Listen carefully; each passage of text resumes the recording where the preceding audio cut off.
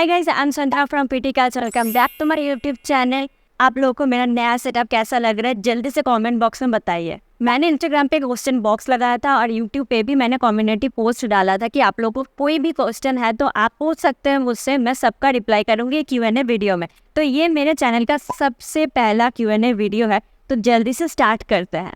Okay, so first question is, my curls will go whenever I go to the bed and what will I do to last my curls? Basically to protect your curls, आपको satin accessories use करना है, satin bonnet, satin pillow cases use करना है। आप बालों को bread कर सकते हैं, यू कैन डू बन ऑल्सो, बट जो भी करेंगी प्रोटेक्टिव हेयर स्टाइल लूज करना और बहुत ज़्यादा मैनिपुलेट ना करे कर्ल्स को। और उसके बाद आप एक सैटिन बोनेट यूज़ कर सकते हैं और एक सैटिन पिलो केस पे ज़रूर सोइए, तो उससे क्या होगा, आपके कर्ल्स इंटैक्ट रहेंगे और आपका कर्ल्स लास्ट भी करेगा। I have such satin bonnets with Laika brand and other satin bonnets भी आते हैं मेरे पास। 2-3 तरीके का है, बहुत अच्छा क्वालिटी का है। ये कर्लिन ब्रांड का है या फिर कर्ली चर्मी का भी बहुत अच्छा आता है, या फिर अमेजोन मीशो पे भी आपको मिल जाएगा सैटिन बोनेट। तो इसको आपको पहन के सोना है रात को सुबह तक, एंड एक सैटिन पिलो केस भी यूज़ करना है कि इन केस अगर आपका सैटिन बोनेट रात को निकल भी जाता है तो सैटिन पिलो केस आपको कर्ल्स को प्रोटेक्ट कर पाए। So next question is complete natural guidance on curly girl routine and skin layering method. So natural guidance, so let me tell you, natural guidance curly girl method का कुछ होता नहीं है, ठीक है। आपको प्रोडक्ट्स यूज़ करना ही है। नेचुरल रूटीन जैसा कुछ नहीं है और नेचुरल रूटीन में यूज़ करने को मना ही करती हूँ। हेयर क्यूटिकल्स पे पेनिट्रेट नहीं कर पाएंगे क्योंकि उनका मॉलिक्यूल्स बहुत ही बड़ा होता है, तो ये साइंटिफिकली पॉसिबल ही नहीं है कि नेचुरल प्रोडक्ट्स आपके कर्ली हेयर या फिर किसी भी हेयर प्रॉब्लम्स से आपको छुटकारा दे सके। आप एक काम कर सकते हैं, आप shampoo, conditioner, curl cream and gel से स्टार्ट कर सकते हैं। और कर्ली गर्ल मेथड या फिर रूटीन के बारे में कुछ भी आपको जानना हो तो आप मेरा प्लेलिस्ट जो है curly hair routine for beginners पे अफोर्डेबल प्रोडक्ट्स का भी वीडियोस है, आप वहाँ पे मेरा प्लेलिस्ट चेक कर सकते हैं यूट्यूब पे जाके, वहाँ पे आपको सब कुछ मिल जाएगा।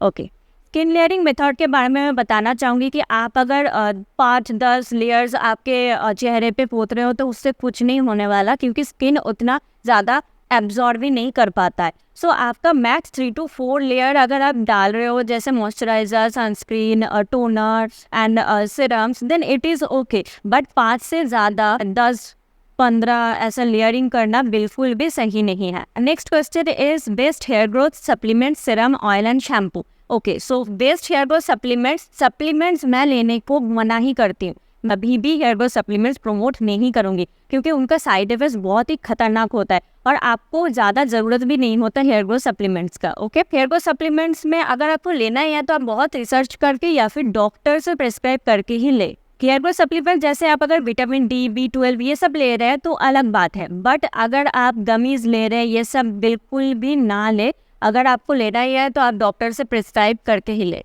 बेस्ट हेयर ग्रोथ सीरम अगर आप पूछोगे तो मैं कहूँगी 2 प्रोडक्ट के बारे में या 2-3-4 प्रोडक्ट के बारे में, क्योंकि हर एक को अलग अलग हेयर ग्रोथ सीरम सूट करता है। जैसे मेरा सबसे फेवरेट है विश केयर का हेयर ग्रोथ सीरम, बट वो बहुत लोगों को सूट नहीं करता और बहुत लोग बोलते हैं नहीं रिजल्ट आता और बहुत महंगा है, but I know that it does work. Also Plix का hair growth serum, Bare Anatomy का hair growth serum, the OG Ordinary hair growth serum, that is the best thing I have ever used, and also Bontress pro, that is also very good.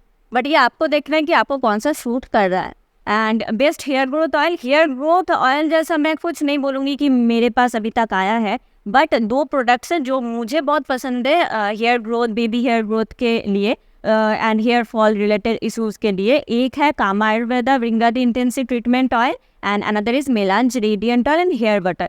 These 2 to 3 products are very good for hair growth and hair fall issues. Next is best shampoo. So आपको shampoo को लेकर ना ज़्यादा सोचने की ज़रूरत नहीं है, क्योंकि शैम्पू आपका काम ही करता है सिर्फ क्लिनज। ओके, सो क्लिनजिंग के लिए आप उतना ना सोचो, आप कुछ ही प्रोडक्ट्स लो जो आपको सूट करता है। जैसे जो शैम्पू आपको सूट करता है आप वो यूज़ कर सकते हो।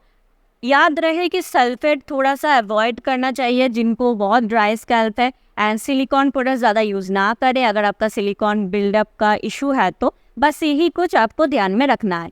ऐसा बेस्ट प्रोडक्ट बोल के ना कुछ नहीं होता, जो मेरे लिए बेस्ट है वो आपके लिए नहीं भी हो सकता है। So this is a very good question, how to deal with hair fall. So I have a long video on YouTube about hair fall, mentioning all the products and all the tips, everything. I will link it in the description box. You can check it out. Next question is, hair is thin at ends. Is it because of damage? How should I treat it? Yes, it is because of damage. And also if your hair is damaged, that means that your hair can break from middle, and that's called hair breakage, and that will lead to thinner ends. Because अगर आपके यहाँ से बाल टूटता है तो नीचे के हेयर तो थिन हो ही जाएंगे. So that is because you need to take care of your hair length also. If you want to grow long hair and avoid splitted, you have to use deep conditioner, you have to use bond repair treatments, you have to oil your hair ends every night. I'm not saying that drench your hair length on oil. Just take 2 to 3 drops of your oil or your favorite serum, and just make sure that every night you are applying on the hair ends and hair length. Don't make it very oily and greasy. Just 2 to 3 drops. Lightweight oil, lightweight serums will work really well. Next question is, how are you and how do you manage health related stress? Okay, so I'm not so good, and right now I'm sitting and I'm having pain on my lower back, but I have to shoot right now. I can't just stop it. You can see how I am. And how do you manage health related stress? So मैं पहले बता देती हूँ कि ये वाला question क्यों आया है. क्योंकि मुझे 3 साल पहले स्पाइनल फ्यूजन सर्जरी हुआ था, and after 3 years right now मई महीने से मुझे फिर से पेन होने लगा. I have screws on my body, on my L5S1 area. So again pain होने लगा. अचानक से मैंने कोई ज़्यादा काम भी नहीं किया था कि पेन हो, बट होने लगा. So back to May 2024 when the pain get started again. I was very depressed. मैं बस सोई रहती थी और रोती रहती थी, बहुत ही पेन होता था. But anyhow my friends and my loved ones बहुत ही हेल्प किए थे. मुझसे बातें करते थे कि ऐसा हो रहा है, तू जल्दी से डॉक्टर दिखा ले. तो मैंने बहुत सारा कुछ किया, बट कुछ नहीं हो रहा. तो नेक्स्ट मंथ मैं जा रही हूँ, बैंगलोर जा रही हूँ मैं.